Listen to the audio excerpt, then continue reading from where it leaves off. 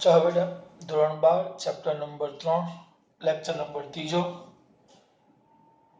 Chapter number 3 lecture number 3 કઈ theory છે? ઇલેક્ટ્રોનની ડ્રિફ્ટ ગતિ અને ડ્રિફ્ટ વેગ સમજાવો. ઇલેક્ટ્રોનની કઈ ગતિ બને? ડ્રિફ્ટ ગતિ અને ડ્રિફ્ટ વેગ સમજાવો એવું કીધું છે તમને.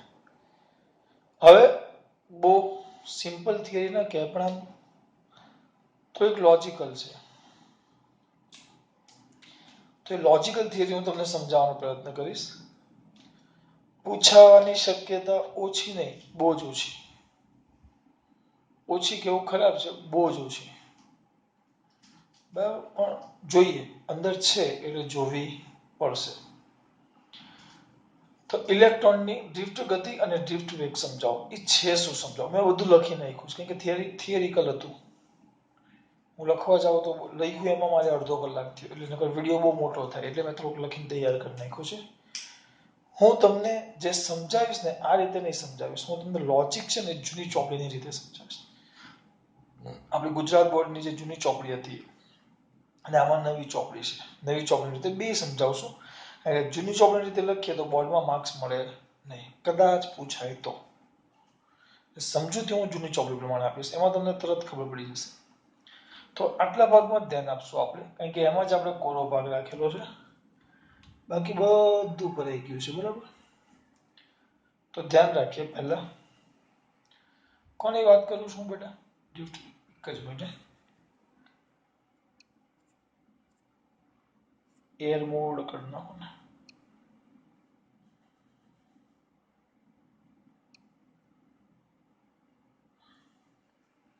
જોજો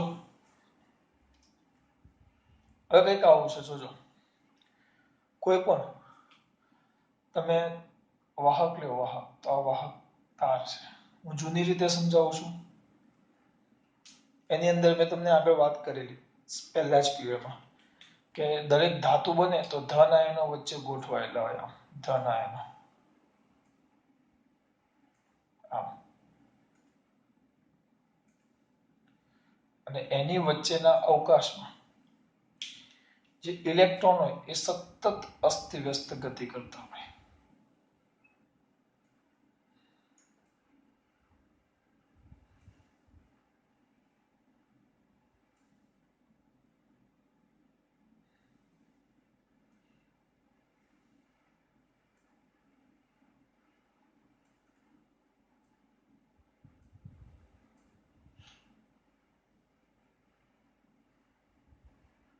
ઇલેક્ટ્રોન સતત કેવી ગતિ કરતા હોય? અસ્તવ્યસ્ત.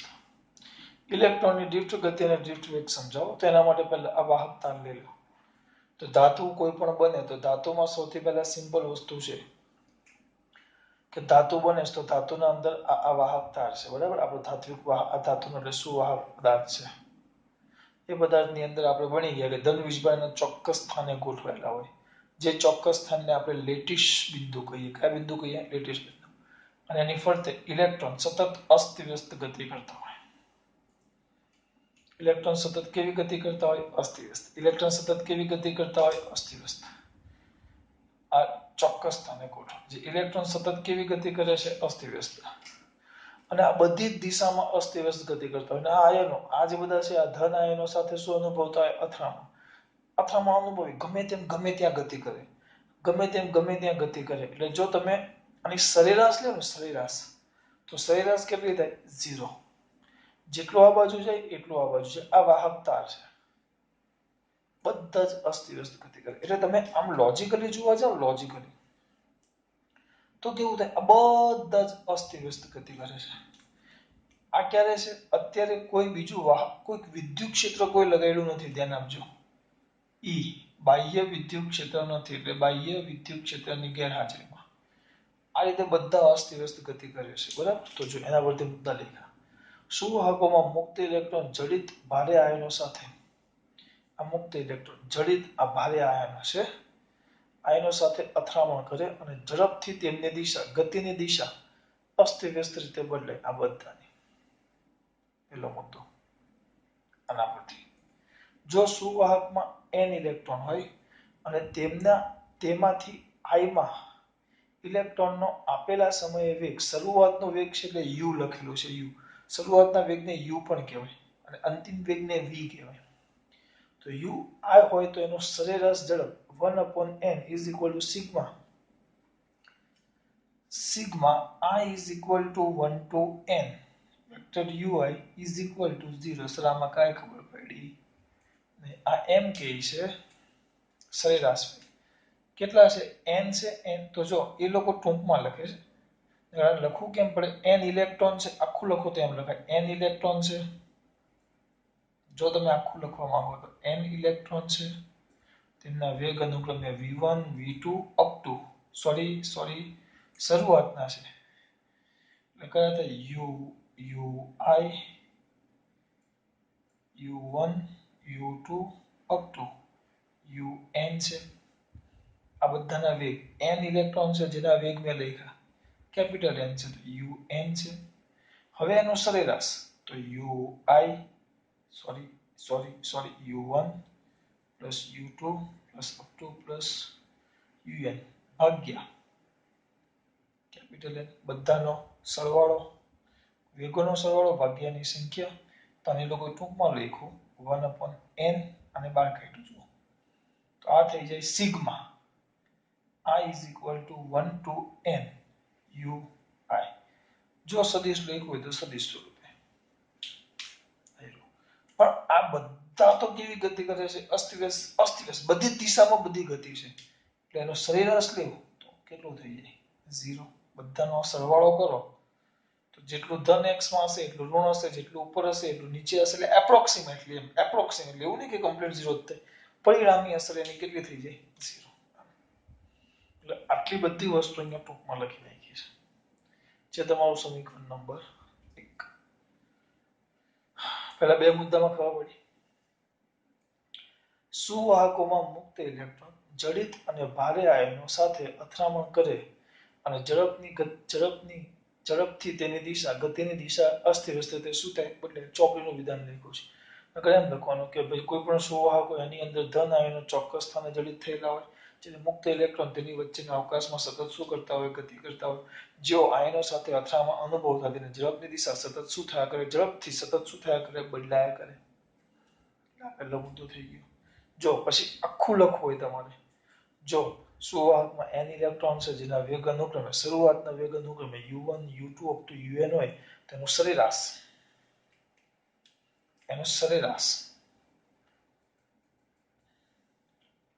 તો સરેરાશ u1 u2 up to un છે જેમાં કુલ સંખ્યા n તમે ટૂંકમાં લખાય એ બરાબર 0 થાય. આટલું બધું લખવાના સ્થાને એ લોકો આટલું લખેલું છે. n ઇલેક્ટ્રોન હોય અને તેમાંથી i માં ઇલેક્ટ્રોનનો આપેલા સમયે એક ui હોય તો તેનો સરેરાશ એમ. તો કે ટૂંકમાં ui એક માટે વાત કરી પણ પછી એનો સરવાળો, એટલે આ મતલબ અહીંયા આવ્યા. આપણે લખવાનું આ નહીં તો આ લખશું તો બહુ લાંબુ થશે, ઓલરેડી થિયરી બહુ લાંબી છે કે ખબર પડે છે. એટલે સમજૂતી માટે આ શું કીધું એ મેં તમને સમજાવ્યું. n છે આઈમો ઇલેક્ટ્રોન કીધું આપણે, આઈમો નહીં આપણે n ઇલેક્ટ્રોન છે, તો આઈમાં ઇલેક્ટ્રોનનો વેગ કેટલો કીધો, વેક્ટર ui. તો આપણે n ઇલેક્ટ્રોન તો પહેલાનો u1, બીજાનો u2, ત્રીજાનો u3, ચોથાનો અપ ટુ un સદિશ સ્વરૂપે લખો તો સદિશ સ્વરૂપે લખો. સરેરાશ તો બધાનો સરવાળો ભાગ્યા કુલ સંખ્યા, તો 1/n કોમન કર્યું, આ સરવાળાને આપણે સિગ્મા વડે દર્શાવ્યો. Sigma i is equal to 1 to n ui, અને મતલબ પહેલા 1 મૂકો પછી +2 મૂકો પછી +3, એ તો કેટલું થઈ જશે 0. આવી ગયું, આ થઈ ગયું બરાબર. એટલે જ્યારે વિદ્યુત ક્ષેત્ર હાજર ન હોય ત્યારે આ બધા અસ્તવ્યસ્ત ગતિ કરે છે. હવે આમાં કેવું હોય ખબર, ધ્યાનથી જુઓ ને મારા દીકરાઓ, ધન આયનો છે, થોડુંક મોટી આકૃતિ દઉં.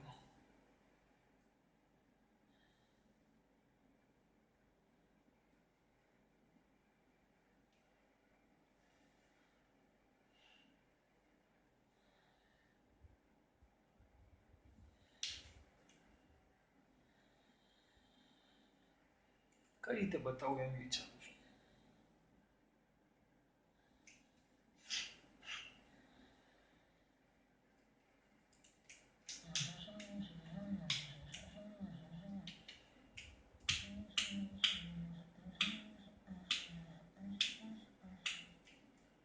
ખાલી વિચારું છું કઈ રીતે બતાવે.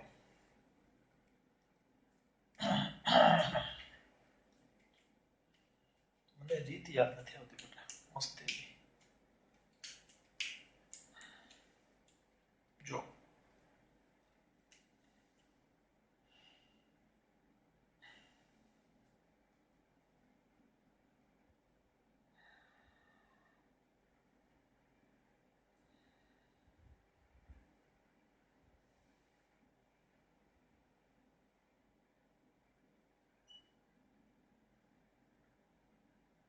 એક જ વાહક તાર છે.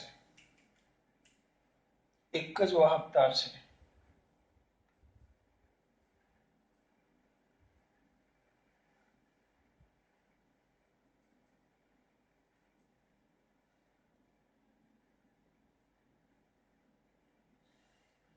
એ જ પરિસ્થિતિ આમાં છે. એક જ વાહક તાર છે પણ બે અલગ રીત બતાવો તમને.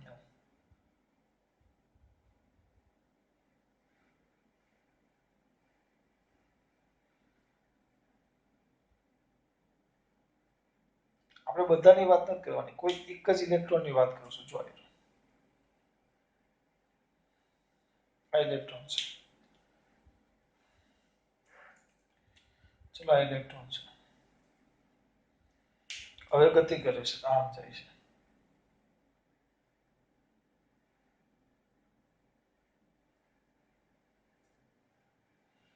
એટલે એ થી શરૂ કરે છે અને એ થી બી સુધી આવે છે. ધ્યાન આપજો. પણ આ ક્યારે? જ્યારે વિદ્યુત ક્ષેત્ર ઈ ગેરહાજર હોય, 0 હોય. વિદ્યુત ક્ષેત્ર ઈ કેવું હોય? ગેરહાજર. બરાબર. હવે વિદ્યુત ક્ષેત્ર ઈ ને હું હાજર કરું એટલે કઈક વિદ્યુત ક્ષેત્ર છે. ચલો તો આ બાજુ પ્લસ લઈ લો અને આ બાજુ માઇનસ લઈ લો. ધ્યાન આપજો. આ બાજુ હું કેવું લઈ લઉં છું? પ્લસ. અને આ બાજુ કેવું લઈ લઉં છું? માઇનસ. તો વિદ્યુત ક્ષેત્ર ક્યાં આવે? પ્લસ થી માઇનસ તરફ. આ બાજુ વિદ્યુત ક્ષેત્ર એની દિશા આમાં આવશે. પ્લસ થી માઇનસ તરફ. તો જે આપણો ઇલેક્ટ્રોન છે, આપણો ઇલેક્ટ્રોન, આપણો જે ઇલેક્ટ્રોન છે, તો ઇલેક્ટ્રોન પર બળ ક્યાં લાગે? ચલો સ્વાભાવિક વસ્તુ છે. આપણો ઇલેક્ટ્રોન છે અહીંયા છે. તો ઇલેક્ટ્રોન પર બળ ક્યાં લાગે? સ્વાભાવિક વસ્તુ છે. હવે આને ભૂસી નાખું છું તમારે સમજૂતી માટે. પહેલો મુદ્દો ક્લિયર કરાવ્યો તો મેં તમને આના પરથી. અને આની વસ્તુ અહીંયા સાઈડમાં લખી. તમારે લખવી હોય તો રફમાં લખી નાખવાની, સાઈડમાં લખેલી વસ્તુ બાજુમાં સમજૂતી માટે. પરીક્ષામાં તો આપણે આમ જ લખવાનું, કારણ કે બહુ લાંબુ થઈ જાય. બરાબર. હવે જુઓ, અને ઉડાડ નાખીએ. તો ચલો અહીંયા ક્યાં હતા આપણે? બોલો પહેલા. વેક્ટર ઈ આવ્યું. હવે સમજો માંથી કયો? આ ઈ. તો આપણે આ જે ઇલેક્ટ્રોન છે એને વિદ્યુત ક્ષેત્રના કારણે બળ લાગશે. તો F ઇઝ ઇક્વલ ટુ શું આવે? QE. બળ લાગે એટલે આપણે એમ લખીએ વેક્ટર F બરાબર QE.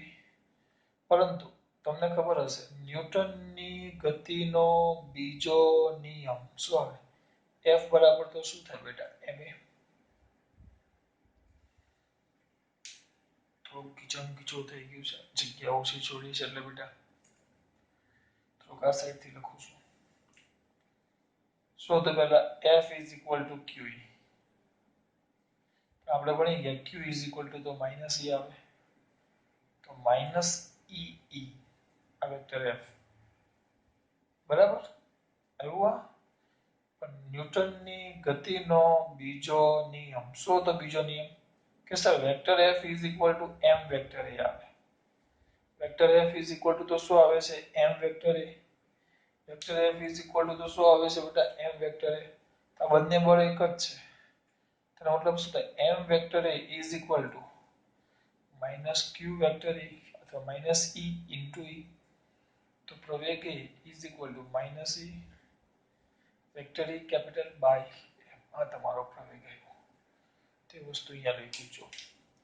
જો વિદ્યુત ક્ષેત્ર હાજર હોય તો આ વિદ્યુત ક્ષેત્રના કારણે ઇલેક્ટ્રોન પ્રવેગિત ગતિ થશે અને ઇલેક્ટ્રોનનો પ્રવેગ વેક્ટર F બરાબર QE. F બરાબર ma. અહીંયા બાજુમાં લખી નાખો. ક્યાંથી લેવા? Vector F is equal to ma. ન્યૂટનની ગતિનો બીજો નિયમ ટૂંકમાં લખ્યું છે. જેના પરથી F બરાબર M એટલે A ઇઝ ઇક્વલ ટુ આ આવી ગયું, જે તમારું સમીકરણ નંબર કયું થઈ ગયું બેટા? 2. આમાં કઈ પૂછવાનું છે જ નહીં, યાદ જ રહેવું જોઈએ. 3 આટલો ભાગ તમને ક્લિયર કર્યો, જ્યાં E એ ઇલેક્ટ્રોનનું વીજભાર ઋણ આવે પાછું, અને M એ ઇલેક્ટ્રોનનું દળ. આમાં કઈ ખબર પડી બેટા? આટલી વસ્તુ ક્લિયર કરી હતી મેં તમને. હવે આ પહેલા જ્યારે ક્ષેત્ર નહોતું એટલે ક્યાં જતો જોજો, A થી B સુધી જતો. હવે E હાજર હોય તો વિદ્યુત ક્ષેત્રને કારણે એના માટલામાં પ્રયોગ ઉત્પન્ન થાય. જોજો, ધ્યાન આપજો. તો એ ગતિ કરશે ને તો થોડુંક, હવે જો ગતિ કરતો કરતો જાય તો અહીંયાથી જેવો ગતિ કરતો કરતો જાય એટલે અહીંયા અથડાય. અહીંયા કીધું જેવો અહીંયા અથડાણો, અથડાય, અથડાયો, અથડાયો એટલે શું થાય? સ્થિર થઈ જાય. પણ આના પર આ બાજુ બળ સતત લાગે જ છે. વિદ્યુત ક્ષેત્ર આ બાજુ છે, ઇલેક્ટ્રોન પર બળ ક્યાં લાગે? વિદ્યુત ક્ષેત્રની વિરુદ્ધ દિશામાં. હવે દાખલા તરીકે એક સિમ્પલ વસ્તુ આપું, આમ પાણી આ બાજુ જાય છે, આમ પાણી જાય છે, અહીંયાથી આમ પાણી આ બાજુ પાણી જાય છે. હવે આ પાણીનું ઝરણું જાય છે, એમાં બધા પથરા છે, બરાબર. હવે એની અંદર નાની પ્લાસ્ટિકની નાની દડી મૂકી દેવું, પ્લાસ્ટિકની નાની દડી, એની અંદર પ્લાસ્ટિકની નાની દડી મૂકી દેવું. મોટું દોરું બેટા, આ કાઢ નાખો.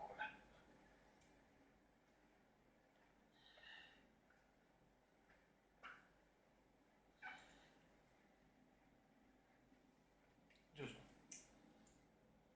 હવે કેવું થશે? હું કહેતો હતો વિપુલ, આમ પાણી જાય છે, પાણી આ બાજુ જાય છે, પાણીનું વહેણ ઝરણું નાનું એવું, ઝરણું જતું હોય ત્યાં પથરા, પર્વતોમાંથી ઝરણું જાય છે, બધા પથ્થરો છે વચ્ચે.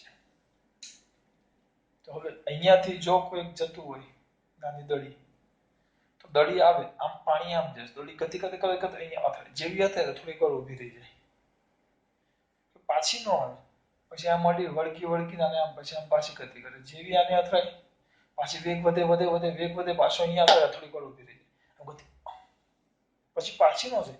પાણી તો આમ જ જાય છે, પાણી એને આ બાજુ જ બળ લગાડશે, આમ અથડાય, પછી આમ જઈને પાછી ગતિ ચાલુ કરે, પછી પાછી અથડાય, ખબર પડે છે? એટલે અહીંયા અથડાય, થોડીક વાર સ્થિર થાય, તરત પાછું બળ લાગે. કયું બળ? આ વિદ્યુત ક્ષેત્ર આ બાજુ છે, બળ એના પર આ બાજુ લાગે, ક્ષેત્રની વિરુદ્ધ. પાણીનું વહેણ આ બાજુ છે, એને કારણે પાછું એ ગતિ કરવાનું ચાલુ કરે. આમ જઈને અહીંયા અહીંયા અથડાય, અહીંયા પાછી સ્થિર થઈ જાય, પાછી આમ અહીંયા અથડાય, અહીંયા અથડાય, પાછી સ્થિર થાય, પછી પાછી આમ જાય, આમ જ્યાં જ કરે. તો ઇલેક્ટ્રોનને પણ એવું છે, અહીંયા અથડાણો તો પહેલા જે રીતે ગતિ કરતો, ક્યારે? વિદ્યુત ક્ષેત્ર નહોતું ત્યારે. હવે વિદ્યુત ક્ષેત્ર છે તો એને કારણે ગતિ કરશે, પણ એ ગતિ થોડીક છે ને, થોડીક બદલાઈ જાય. જો આમ થોડીક દૂર પહોંચે, એટલે એ જ વસ્તુ આમાં દોરું તો થોડીક ગતિ હોય ને એની બદલાઈ જાય. એ લોકો તૂટક રેખાને એવું કહે છે, આપણે બ્લેક એન્ડ રેડ થી બતાવ્યું છે.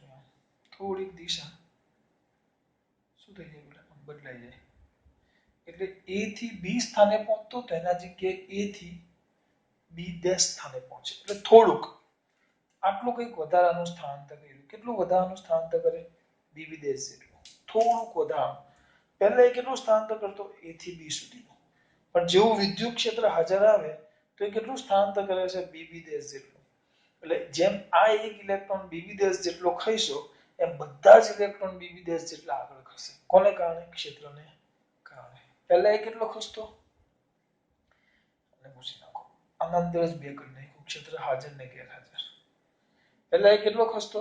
હવે આ જ વસ્તુ અહીંયા આગળ આપ્યું છે, ક્ષેત્ર ગેરહાજર હોય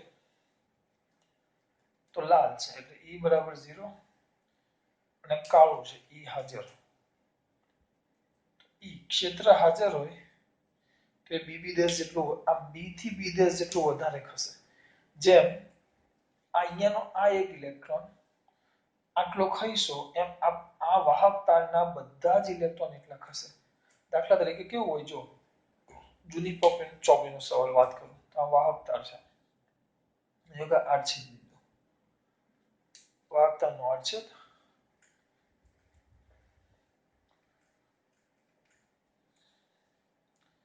અને આ એ જ વાહક તારનો આડછેદ. પહેલા પહેલા કેટલું હતું, જેટલા ઇલેક્ટ્રોન આ બાજુ જાય, બરાબર,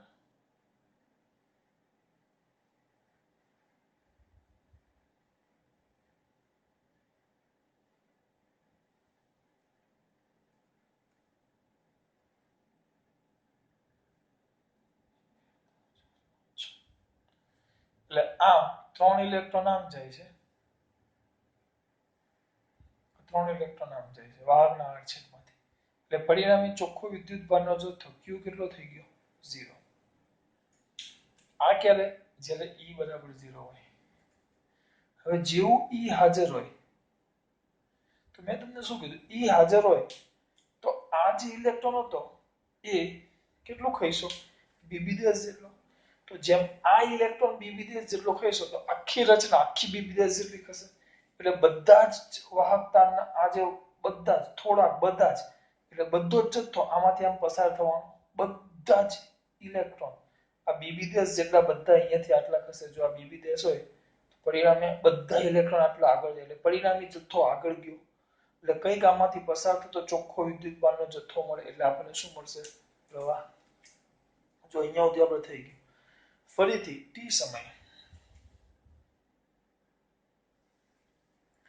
ફરીથી કયા સમયે? ટી સમયે આઈમાં ઇલેક્ટ્રોનને ધ્યાનમાં લેતા આ ઇલેક્ટ્રોન તેની છેલ્લી અથડામણ ટી સમય પહેલા ક્યારેક થઈ હશે એવું વિચારે છે કે એ ઇલેક્ટ્રોનની અથડામણ, હવે આને કાઢી નાખો જૂની ચોકડીનું,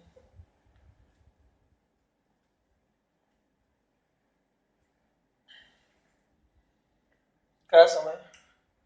ટી સમયે આઈમાં ઇલેક્ટ્રોનનો ધ્યાનમાં લેતા, કોઈક આઈમો ઇલેક્ટ્રોન એને ધ્યાનમાં લઈએ છે, બહુ બધા છે એટલે એ લોકોએ આઈમો ઇલેક્ટ્રોન ધ્યાનમાં લીધો છે. આ ઇલેક્ટ્રોનની તેની છેલ્લી અથડામણ કોઈક ટી સમય પહેલા થઈ હશે, ટી સમય પહેલા.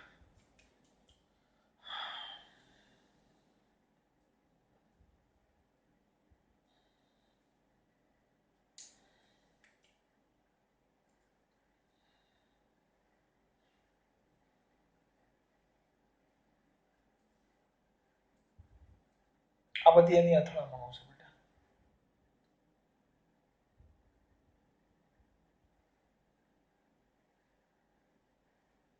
બરાબર. ફરીથી ટી સમયે આઈમાં ઇલેક્ટ્રોનને ધ્યાનમાં લેતા, પાછો આઈનું ઇલેક્ટ્રોન ધ્યાનમાં લેવું છું. આ ઇલેક્ટ્રોન તેની છેલ્લી અથડામણ ટી સમય પહેલા ક્યારેક થઈ હશે. આ અથડામણ બાદ તે ટીઆઈ જેટલો સમય પસાર થયો. કેટલો? ટીઆઈ. કેટલો પસાર થયો? ટીઆઈ. હા, આ અથડામણ થઈ. આ ચલો અહીંયાથી લઈએ. અહીંયા અથડામણ થઈ. આ અથડામણને હું ધ્યાનમાં લઉં છું. અથડામણ. હવે અહીંયાથી હું આ સમય પસાર થાય. આ સમય ગમે તે હોય પણ અહીંયા વચ્ચે આવે તો અહીંયા ટી આઈ સમય ધ્યાનમાં લ્યો. અથવા આ અથડામણ આ વચ્ચેનો ભાગમાં ધ્યાનમાં લ્યો છું. અહીંયા અથડાણો પછી ગતિ કરતો કરતો ટીઆઈ સમયે અહીંયા આવી ગયો, એક અહીંયા આવ્યો ટીઆઈ સમયે. આ કોઈક અથડામણ ધ્યાનમાં લીધી, અહીંયા અથડાણો હતો, કોઈક ટી સમય પહેલા અથડાણો હતો. પણ અથડામણ પછી એટલે આ ગતિ કરે અહીંયા અથડાણો, તો અહીંયા હું વાત કરું છું, આ અહીંયાની વાત કરું છું. હું એમ કહ્યું કે પહેલા કોઈક જગ્યાએ અથડાણો હતો એ, બરાબર. તો હવે ગતિ કરતો કરતો ટીઆઈ સમયની વાત કરું છું કે અહીંયા પહોંચે ત્યારે શું? અહીંયા પહોંચે ત્યારે એનો વેગ કેટલો? શરૂઆતનો વેગ તો આપણે ભણી ગયા યુઆઈ, અને એનો પ્રવેગ કેટલો છે? એ. આ શરૂઆતનો વેગ છે. જો તો અહીંયા આવી જશે. તો ટીઆઈ જેટલા સમય પસાર થયો છે, જો અથડામણ બાદ તરત જ તેનો વેગ યુઆઈ હોય તો પ્રવેગિત થતા ટીઆઈ સમયે તેનો વેગ વીઆઈ ની ગણતરી નીચે મુજબ મળે. જો પહેલાથી હું શું કહેવા માંગુ છું બેટા, તમને કઈ ખબર પડે છે? સમજ પડે છે આમાં? શું આ એક આવી ગયું, એક અહીંયા આવી ગયું, તો આ અથડાણો પછી અહીંયાથી આમ ગતિ કરતો કરતો અહીંયાથી પણ છેક સુધી નથી જવા દેવાનો. અહીંયા સમય ટી, આ અથડામણ પછીનો આ સમય ટી, અહીંયા સુધી પહોંચતા ટીઆઈ સમય થયો. આ સમય દોર્યો છે, લીટી સમય ટીઆઈ સમય થયો. તો ટીઆઈ સમય શરૂ, ટીઆઈ ની વાત કરું તો એનો ત્યારે અથડામણ શરૂઆતના સમયે અથડામણ થઈ ત્યારનો વેગ યુઆઈ લઈ લઈએ, સમય ટીઆઈ લઈ લો, તેનો પ્રવેગ આપણને ખબર છે એ હોય તો અહીંયા પહોંચે ટીઆઈ સમય બાદ, ટીઆઈ સમય આ અથડામણ પછીના ટીઆઈ સમય બાદ, અથડામણ પછીના ટીઆઈ સમય બાદ તેનો આપણે અહીંયા વેગ શોધવો છે. તો વીઆઈ આપણું સૂત્ર આવે, તો વેગ વીઆઈ છે, મારે વીઆઈ શોધવું. તો સૂત્ર શું આવે? v = u + at. આપણે શું લખતા v બરાબર v0 પ્લસ at એના જગ્યાએ v is equal two u plus at vi તમારે શોધવાનું છે તો આ તો ui જ છે પ્લસ એ આપણે હમણાં શોધ્યું આયરો જો minus q vector e by n into t આવી ગયો તો શું થાય આના પરથી બસ એટલે આ સૂત્ર અહીંયા સુધી આવી ગયું જો તમારું સમીકરણ નંબર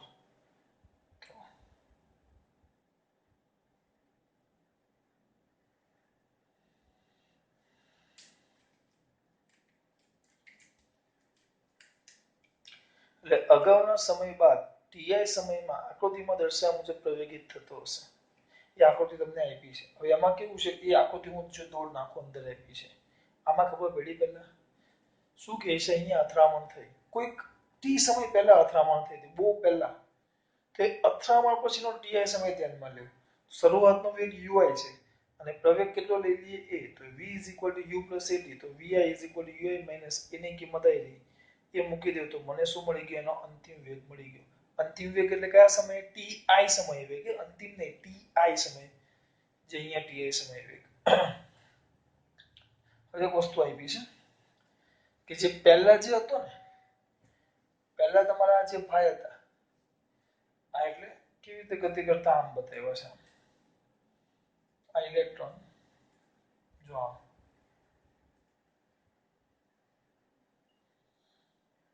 પેલી અથડામણ બતાવી હતી તો કયો માર્ગ બતાવ્યો છે એ થી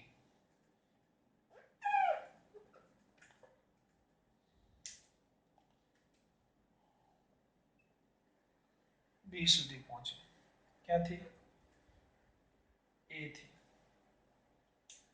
બરાબર અને ક્ષેત્ર હાજર હોય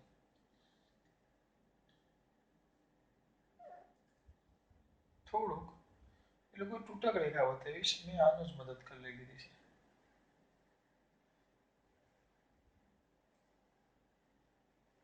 બે ભેગું જ છે તો જો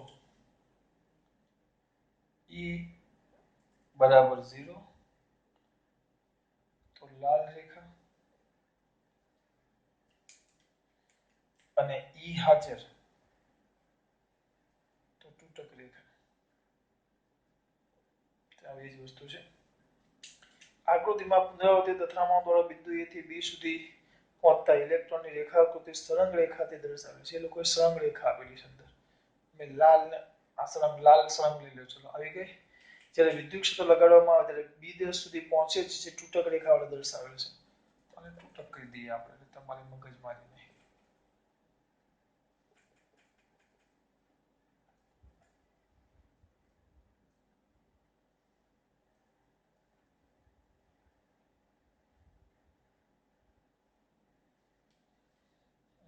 એટલે પુનરાવર્તિત અથડામણો દ્વારા બિંદુ એ થી બી સુધી પહોંચતા ઇલેક્ટ્રોનની રેખાકૃતિ સળંગ રેખાથી દર્શાવેલ જ્યારે વિદ્યુત ક્ષેત્ર લગાડવામાં આવે ત્યારે બી દેશ સુધી પહોંચે અને તૂટક રેખા વડે દર્શાવે એટલે ગેરહાજર હોય ત્યારે બી સુધી અને ઈ હાજર હોય તો તૂટક રેખા એટલે બી દેશ સુધી તો ક્ષેત્રને કારણે કેટલું ખાઈશું બી દેશ જેટલું ખાઈશું બધા જ ઇલેક્ટ્રોન બી દેશ જેટલા ખસે એટલે પરિણામે કોઈક આડછેદ લેવું તો બધા જ ઇલેક્ટ્રોન થોડાક આગળ ખસે તો આ આડછેદમાંથી ચોખ્ખો વિદ્યુત બળનો જથ્થો મળે એટલે આપણે કહીએ કે વિદ્યુત પ્રવાહ પસાર થયો તમને સાદી રીતે બતાવેલું આ વાત થઈ એટલે બધા જ ઇલેક્ટ્રોન ખસે છે ઘસડાય છે એટલે આ શું કહે આમ ક્ષેત્રને કારણે ક્ષેત્રની વિરુદ્ધ ઇલેક્ટ્રોન ડ્રિફ્ટ થાય છે ડ્રિફ્ટ એટલે ઘસડાવું ડ્રિફ્ટ એટલે ઘસડાવું તો પેલા બે ભાગ ક્લિયર થયા પેલા છેલ્લો ભાગ પછી ક્લિયર કરીએ પેલા બે ભાગમાં દીકરાઓને ક્લિયર થવા જોઈએ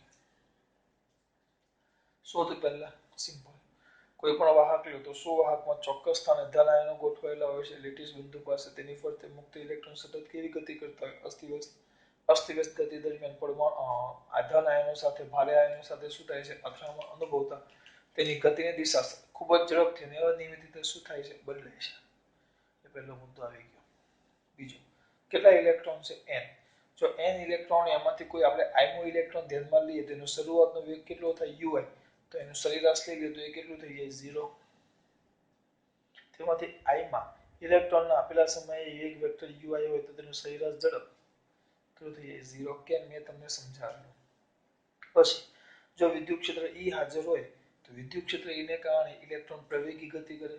ઇલેક્ટ્રોન કઈ ગતિ કરે બેટા? પ્રવેગી. તો ઇલેક્ટ્રોન પ્રવેગી ગતિ કરે. કઈ ગતિ કરે? પ્રવેગી. તો પ્રવેગી ગતિ કરે તો સિમ્પલ છે, ઉત્પન્ન થતો પ્રવેગ F બરાબર q, પણ q બરાબર -e, એટલે F -e capital E vector, અને F બરાબર ma, vector F m vector એ ન્યૂટનની ગતિનો બીજો નિયમ. તો m વેક્ટર -e e કિંમત મૂકી દો. Vector -e vector e by m. બે ભાગ થઈ ગયા તમારા. બહુ સિમ્પલ ને સાદા. પછી ધારો કે કોઈક I સમય, કોઈક t સમયે શું થઈ હશે બેટા? અથડામણ. એવું આપણે વાત કરી. કોઈક કયા સમયે? સિમ્પલ. પેલો વાત કરું છું. કોઈક t સમયે અથડામણ થઈ હશે. આનું તો આમ દોડી દેવાનું, હું આમ યાદ રાખું. કોઈક t સમયે અથડામણ થઈ હશે. અહીંયાથી આમ કે t સમયે અથડામણ થઈ હશે. પછી અથડામણ બાદ કેટલો સમય પસાર કરીએ આપણે? ti સમય. અથડામણ પહેલા હવે ti સમયની વાત કરો તો ti સમયની વાત કરો તો શરૂઆતમાં તેનો વેગ કેટલો છે? u હોય. તો ti સમય એનો પ્રવેગ કેટલો હોય? a હોય. તો આ જે ti સમય પસાર થયો ત્યાં એનો વેગ vi = ui plus at vector લખતા જાઓ. તો ui તો કેટલું છે? ui પ્લસ આ ખાલી i માં ઇલેક્ટ્રોનની વાત કરીએ છીએ આપણે. i મો ઇલેક્ટ્રોન એ બરાબર હમણાં જ વાત કરી minus vector ee by m into t. તો બીજો ભાગ આવી ગયો. આપણે કયા સમયની વાત કરી? ti. એટલે i મો ઇલેક્ટ્રોન છે એ અથડાય ત્યારે વેગ કેટલો હતો? ui. તો ti સમયે એનો પ્રવેગ કેટલો? a. તો એ મળી ગયો આપણે. અહીંયા આવી ગયા. હા, તો સતત અથડામણ અનુભવે. વિદ્યુત ક્ષેત્ર ગેરહાજર હોય ત્યારે બિંદુ A થી ક્યાં સુધી પહોંચે? B સુધી. A થી B સુધી ગેરહાજર હોય. વિદ્યુત ક્ષેત્રની હાજરીમાં સળંગ માર્ગ દર્શાવ્યો છે એ માર્ગે જાય. વિદ્યુત ક્ષેત્રની હાજરીમાં એ તૂટક માર્ગે દર્શાવેલા માર્ગે ગતિ કરે અને B ના સ્થાને ક્યાં સુધી પહોંચે છે? વિદેશ. એટલે આટલો ઇલેક્ટ્રોન વિદ્યુત ક્ષેત્રને કારણે ખઈશો ડ્રિફ્ટ થયો. અહીંયા લખ્યું છે ઇલેક્ટ્રોન ડ્રિફ્ટ થાય. આ બે વસ્તુ મેં તમને સમજાવી અત્યાર સુધી. હવે છેલ્લો ભાગ જતા રહીએ.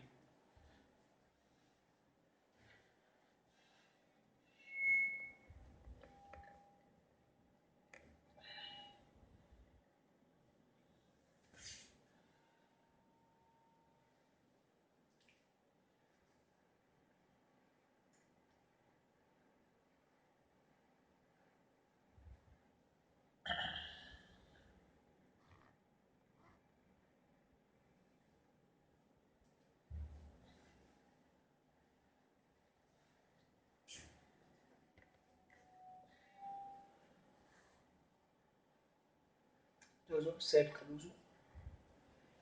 હવે જો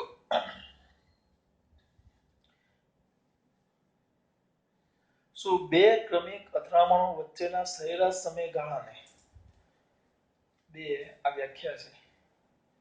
અથડામણો વચ્ચેના સરેરાશ સમયગાળાને રિલેક્સેશન ટાઈમ કહે છે.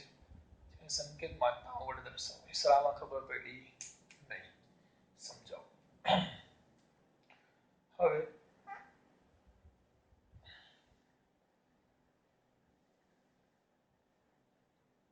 આવ્યો.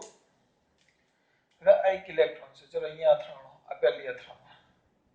અહીંયાથી ગતિ કરતો કરતો અહીંયા જાય, ત્યાંથી અહીંયા જાય, અહીંયાથી આમ જાય, પછી આમ આવે, પછી આમ આવે. તો અહીંયા ને સમય લખું. સમય 2 second, 3 second, 4 second, 3 second, 2 second. આમ થયું. આ બધી અથડામણો માટે લાગતો સમય. કેટલી અથડામણ ગણો? 1 2 3 4 5. કેટલી અથડામણ થઈ? 5. કેટલી અથડામણ થઈ? 5. લાગતા સમય કેટલા છે? 2 second, 3 second, 4 second, 3 second, 2 second. આપણે 5 અથડામણો ધ્યાનમાં લીધી છે. પહેલી, બીજી, ત્રીજી, ચોથી અને પાંચમી. 5 અથડામણો ધ્યાનમાં લીધી છે. સમય કેટલા લીધા? 2 3. તો સરેરાશ સમય કાઢો એટલે આ અથડામણો સરેરાશ લેવાનો. સરેરાશ એટલે કેટલા છે? જો 2 + 3 + 4 + 3 + 2 છેદમાં 5. તો 4 ને 6 10 ને 14. 14 ના છેદમાં 5. 14/5 સમથિંગ કંઈક 3 ની આજુબાજુ આવશે 2.8 તો 2.8 સેકન્ડ એનો શું કહેવાય રિલેક્સેશન સમય. જો હવે વ્યાખ્યા જો બે ક્રમિક અથડામણો વચ્ચેના જો આ બે ક્રમિક પહેલી અથડામણ 2 સેકન્ડ પહેલી અને આ બીજી એના વચ્ચેનો સમય 3 સેકન્ડ બીજી અને ત્રીજી એના વચ્ચેનો સમય 4 સેકન્ડ તો બે ક્રમિક અથડામણો આ પહેલી અથડામણ આ બીજી એનો 3 બીજી અને ત્રીજી એના વચ્ચે 4 ત્રીજી અને ચોથી એના વચ્ચે 3 ચોથી અને પાંચમી એના વચ્ચે 2 તો આ જે બે ક્રમિક અથડામણો હતા એના વચ્ચેના સમયગાળા આ બધા સમયગાળાના સરેરાશને આનો સરેરાશ લીધો જો મેં આવ્યો બધો કુલ સમય છેદમાં સંખ્યા અથડામણ કુલ સમય આપેલા છે અથડામણોનો સમય એનો સરવાળો કર્યો ભાગ્યા અથડામણોની સંખ્યા તો આ જે મળે એને શું કહેવાય બેટા રિલેક્સેશન ટાઈમ.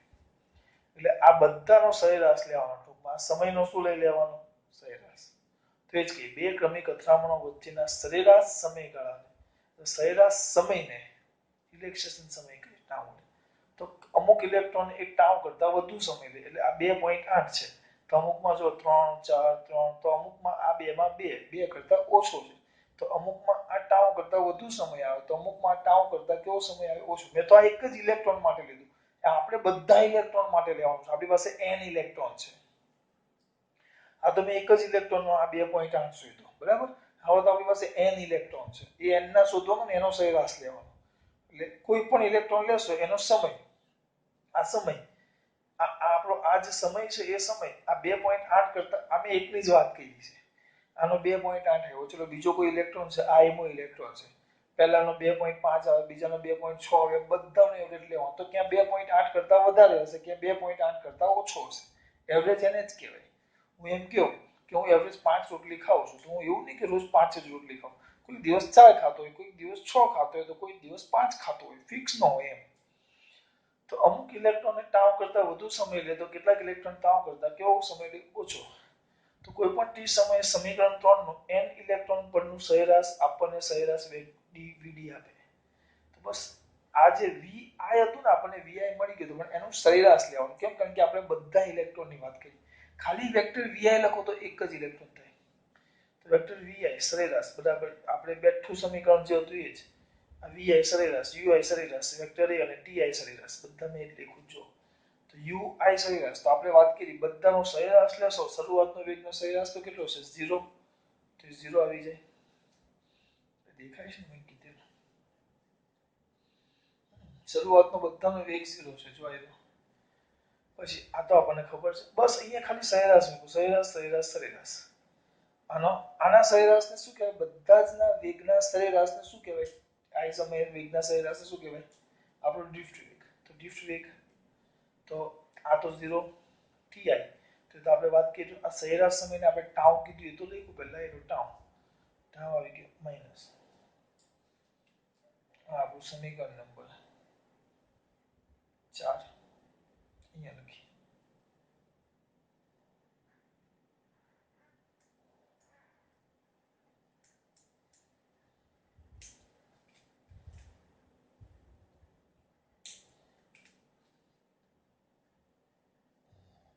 સમીકરણ નંબર 4 ઋણ નિશાની દર્શાવે છે કે વીડી અને એ પરસ્પર કઈ દિશામાં છે વિરુદ્ધ દિશામાં થઈ ગયું સરેરાશ આગળ ડ્રિફ્ટ વેગનું સૂત્ર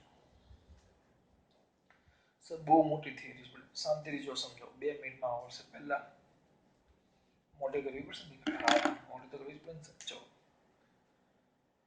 ટૂંકમાં આમાં કહેવા માંગે ક્ષેત્ર હાજર હોય ને તો a થી b સુધી જાય ક્ષેત્ર ગેરહાજર હોય તો હાજર હોય તો a થી b દેશ સુધી જાય એટલે b દેશ જેટલો ખસે જેમ એક ઇલેક્ટ્રોન કહીશું બધા જ ખસે ચોખ્ખો વિદ્યુત બળનો જથ્થો કોઈ પણ આડછેદમાંથી બધા આમ ખસે વિચારો બધા જ ખસે તો ચોખ્ખો વિદ્યુત બળનો જથ્થો કંઈક મળે ને હા એટલે પ્રવાહનું નિર્માણ થાય આપણે એને જોવાનું આપણે ડ્રિફ્ટ વેગ એટલે ક્ષેત્રને કારણે ab b થી b દેશ જેટલો ખઈસો ડ્રિફ્ટ થયો તો એને કારણે જે વેગ મળે એને ડ્રિફ્ટ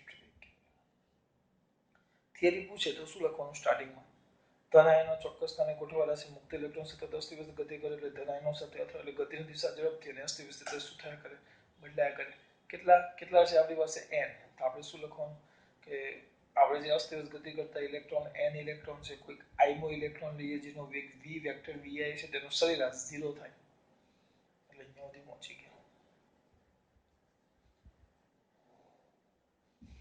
0 થાય એટલે અહીંયા સુધી આવી ગયા બેટા.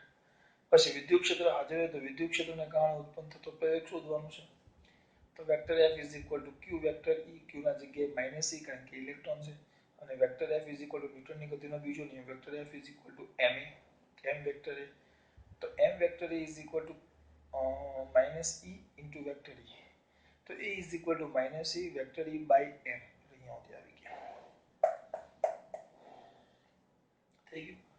કોઈક t સમયે આ ઇલેક્ટ્રોનનો ગતિ કરતાની વાત કરી તો એની આઈમો ઇલેક્ટ્રોન છે t સમય પહેલા અથડાણો, તો એવું વિચાર્યું t સમય પહેલા અથડામણ અનુભવે છે ત્યારે એનો વેગ કેટલો હતો, શરૂઆતનો વેગ ui હતો અથડાયો ત્યારે, આ પ્રવેગી ગતિ કરે છે, તો ti સમયે એનો વેગ મારે શોધવો હોય, ti સમયે એ જેટલા પ્રવેગથી ગતિ કરે તો ti સમયે મારે એનો વેગ શોધવો હોય તો vector vi is equal two શું આવશે બેટા ui પ્લસ વેક્ટર ati, તો ui ને ui રહેવા દઈએ પ્લસ a ના જગ્યાએ minus e capital e by m into ti. પછી વાત કરી કે ક્ષેત્ર ગેરહાજર હોય ત્યારે a થી b દર્શાવેલા માર્ગે સળંગ માર્ગે જાય, હાજર હોય ત્યારે a થી b દેશ દર્શાવેલા તૂટક માર્ગે ગતિ કરે, એટલે એને કારણે થોડોક ઇલેક્ટ્રોન ડિફ્ટ થાય bb દેશ જેટલો, હા કે ના, કેટલો થયો bb દેશ જેટલો ડિફ્ટ થયો. તો શું કીધું કોઈ પણ બે ક્રમિક અથડામણો વચ્ચેના સરેરાશ સમયગાળાને અથવા સમયના સરેરાશને શું કહેવાશે, રિલેક્સેશન સમય, જેને ટાઉ વડે દર્શાવાય. તો આ જે બધા ઇલેક્ટ્રોન છે એ દરેક ઇલેક્ટ્રોન ટાઉ કરતા ક્યાં તો વધુ સમય લે ક્યાં તો ઓછો સમય લે, અહીંયા સુધી આવી ગયા. અને એનું સરેરાશ લઈ લેશો કોઈ પણ t સમય સમીકરણ 3 નું n ઇલેક્ટ્રોન પરનું સરેરાશ એ આપેલા સમયે ડ્રિફ્ટ સરેરાશ વેગ એ ડ્રિફ્ટ વેગ આપે, આનું સરેરાશ સરેરાશ સરેરાશ સરેરાશ સરેરાશ તો vd, સરેરાશ તો 0, સરેરાશ તો ટાઉ. થિયરી પૂરી. ખબર પડી બેટા? ખાસ વાત. જય શ્રી કૃષ્ણ.